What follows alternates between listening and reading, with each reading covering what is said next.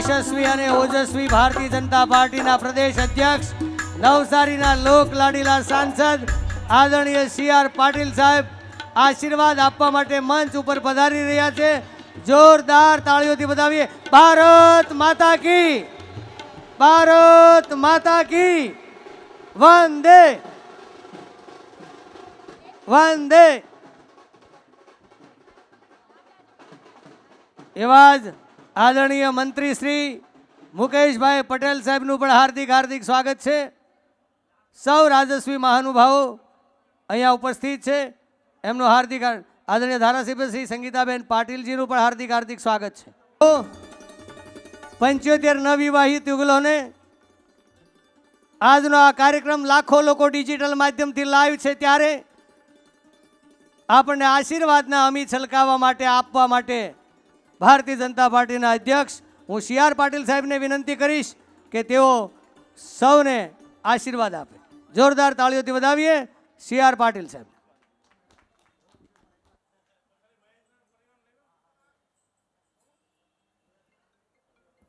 ભારત માતા કી। ઢીલો ઢીલો કેમ છે ભાઈ ભારત માતામાં? ફરી એકવાર ભારત માતા કી।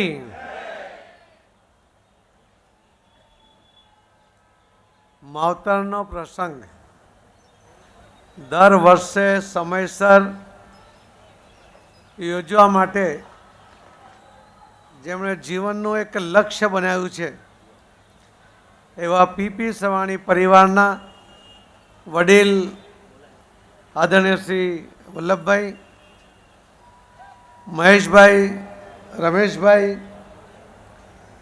આજના કાર્યક્રમમાં આપણી વચ્ચે ઉપસ્થિત રાજ્ય સરકારના રાજ્ય કક્ષાના મંત્રી શ્રી મુકેશભાઈ પટેલ,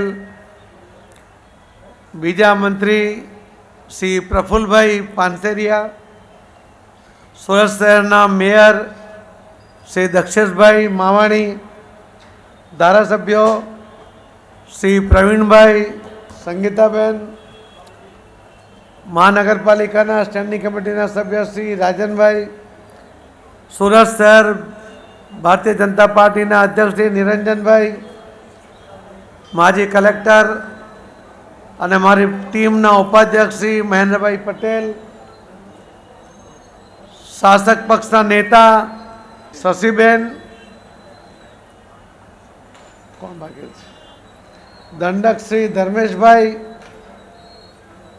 ડાયસ પર બેઠેલા સૌ અલગ અલગ સમાજના આગેવાનો અને જેમણે આ દેશ માટે પોતાના બલિદાનોમાં શ્રેષ્ઠ બલિદાન આપ્યું હોય અને છતાં જજુમતા હોય, ક્યારે એમણે હાર સ્વીકાર નહીં કર્યા એવા બિટ્ટુજી અમારા મિત્રશ્રી અને ઉપસ્થિત સ્તરે ભાઈઓ બહેનો, નવ વરવધુ સૌને આજના પ્રસંગના માટે હું ખૂબ ખૂબ અભિનંદન આપું છું। ભાઈ મહેશભાઈ જે રીતે આ કાર્યક્રમનું આયોજન કરે છે તે દિવસે સુરત તરફથી સાંજના ટાઈમમાં આવનારી તમામ ગાડીઓ એ આ રોડ પર ફંટાઈને નવ વરવધુને આશીર્વાદ આપવા માટે અને મહેશભાઈને પ્રોત્સાહિત કરવા માટે એ આવતી હોય છે। મારે તો બહાર પ્રવાસમાં જવાનું છે, મને હતું કે કદાચ આજે હું આ પ્રસંગમાં નહીં જઈ શકીશ, પરંતુ કાલે વલ્લભભાઈનો ફોન આવ્યો અને એમનો ફોન આવ્યો એટલે એમને હું નકારી નહીં શક્યો। મેં એમને કહ્યું કે હું ચોક્કસ આવીશ અને એટલે સમય કરતાં કદાચ થોડો વહેલો આવ્યો, પણ જવાનું હોવાથી હાજરી પુરાવીને તમારા દર્શન કરવાની તક એ મેં લઈ લીધી અને આપ સૌના દર્શન કરવાનો મને મોકો આપવા માટે હું શ્રી વલ્લભભાઈ, મહેશભાઈ, રમેશભાઈ, સૌ પીપી સવાણી પરિવારને એમનો ખૂબ ખૂબ આભાર પણ વ્યક્ત કરું છું। સમૂહ લગ્નનું આયોજન કરવું એ તો કદાચ પટેલ સમાજની એક પરંપરા થઈ ગઈ હતી।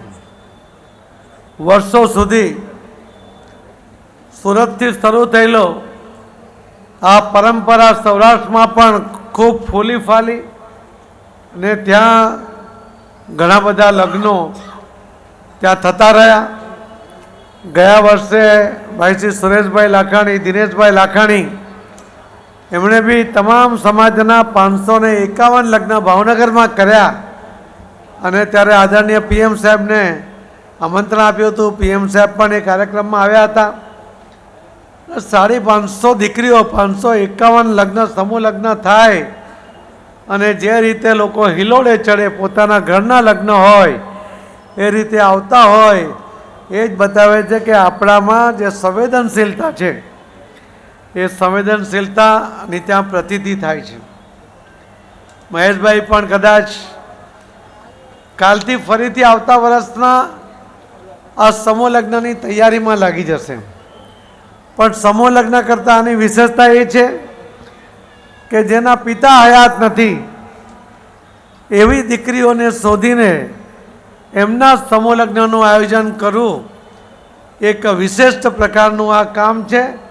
અને આવા વિશિષ્ટ કામમાં કરવા માટે હું મહેશભાઈને ખૂબ ખૂબ અભિનંદન આપું છું. આપણે જાણીએ છીએ કે સમૂહ લગ્નમાં કદાચ આપણે કોઈ નજીકના લોકોના લગ્નમાં ન જઈએ, પરંતુ સમૂહ લગ્નમાં જે દીકરીઓને આશીર્વાદ આપીને એને હાથભાર લગાવવાનો આપણો જે પ્રયત્ન હોય છે એ અહીં મેં દર વર્ષે એ જોયું છે અને એમાં સતત વૃદ્ધિ થતી રહી છે.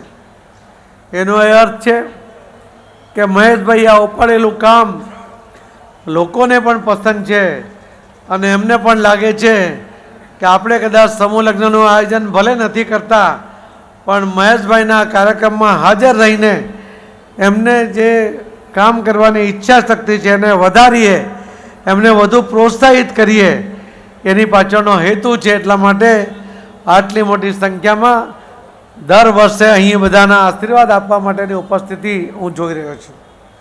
ગયા વર્ષે આપણા આદરણીય મુખ્યમંત્રી શ્રી ભૂપેન્દ્રભાઈ પટેલ સાહેબ પણ આવ્યા હતા. દર વર્ષે કોઈકને કોઈક આગેવાનો ઘણા બધા આવતા હોય છે. આ વર્ષે પણ હજુ હાઉસ કાલે જ પત્યું, લોકસભાની તૈયારી ચાલે છે, એટલે ઘણા બધા આગેવાનોને 3 દિવસ અલગ અલગ ક્ષેત્રમાં સૌ સાંસદોને અને મંત્રીઓને પણ જવા માટેની સૂચના છે. એટલે એ કદાચ બધા નથી આવી શક્યા, પણ હું સુરતમાં હતો અને એટલે મેં એનો લાભ લેવાનું નક્કી કર્યું અને તક એ મને મળી. હું મહેશભાઈને એટલું જ કહીશ કે મહેશભાઈ, તમે હાજરેલો આ યજ્ઞ છે, આ યજ્ઞમાં આહુતિ આપવા માટે અહીં ખૂબ બધા ધુરંધરો બેઠા છે. આ આહુતિ દ્વારા એમને પણ પુણ્ય કમાઈ લેવું છે.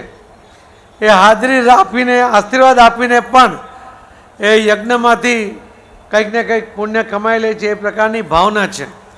અને આપણા દેશમાં જ આવી ભાવના, ઉદાત્ત ભાવના આપણને જોવા મળતી હોય છે. અનેક ગરીબ દીકરીઓ કે એનું કોઈ બેલી નથી, એના પિતા નથી, એના બેલી બનીને, એના પિતા બનીને મહેશભાઈ જે રીતે દીકરીઓના લગ્ન તો કરે જ છે, પણ લગ્ન પછી પણ દરેક પ્રસંગે એમને આવકારીને, એમને યાદ કરીને એમને યાદ કરાવે છે કે તમારા પિતા હું છું અને તમારી સાથે હું હાજર છું. કદાચ કોઈ પિતા પણ પોતાની દીકરીઓની જે ચિંતા ન કરે એટલી ચિંતા મહેશભાઈ અને પીપી સવાણી ગ્રુપ કરે છે અને દરેક દીકરીઓને, એમના પરિવારને એ જોડતા આવ્યા છે. હું ફરીથી આવા સમૂહ લગ્નના આયોજનને સફળ આપવા માટે હું પ્રાર્થના પણ કરું છું. મહેશભાઈ દર વર્ષે વધુમાં વધુ દીકરીઓના આવા સમૂહ લગ્ન કરતા રહે એવી એમની પાસેથી અપેક્ષા છે. ભગવાન એમને શક્તિ આપે અને આપ સૌના આશીર્વાદ હશે તો ચોક્કસપણે મહેશભાઈ આ કાર્ય ક્યારેય છોડી શકશે નહીં. હવે તેમને કોઈ છોડવા પણ નહીં દે. હવે તો મહેશભાઈની પોતાની એક ઓળખ બની ગઈ છે કે સમૂહ લગ્નવાળા, પિતા વગરની પુત્રીઓના પિતા બનનાર આ મહેશભાઈ જે રીતે આ કામ કરે છે એમને ફરીથી ખૂબ ખૂબ અભિનંદન આપું છું. વલ્લભભાઈને પણ કે વલ્લભભાઈએ પણ એવો દીકરો એને જન્મ આપ્યો છે કે એમના દીકરાઓ પણ આ રીતે સમાજ સેવાના કામમાં જોડાઈને આટલું મોટું કામ, આ કોઈ નાની અમથી વાત નથી.